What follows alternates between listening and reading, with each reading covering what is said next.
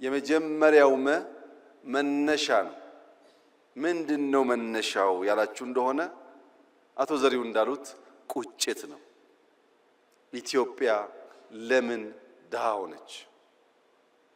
ኢትዮጵያ ለምን ተረጂ ሆነች? ኢትዮጵያ ከማን ስለምታንስ ነው ከማን የምትረዳው የሚሉ የቁጭት ጥያቄዎችና ምክንያት ፍለጋ ነው። አሳማኝ ምክንያት ከተገኘለት ሊያጽናና ሊያስተኛ ይችላል። በቂ ምክንያት ካልተገኘ ግን ቁጭት ያንገበግባል፣ እንቅልፍ ይነሳል። ለምን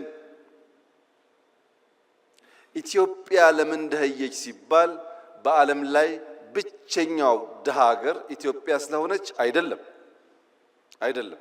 ብዙ ድሃ ሀገር ናችሁ ተብለው የተቀበሉ ሀገሮች አሉ። የኢትዮጵያ የሚያንገበግበው ምድረ ቀደምት መሆኗን እኛ ብቻ ሳንሆን ዓለም የሚያምን የሚጨበጥ ታሪክ ያላት ሀገር መሆኗ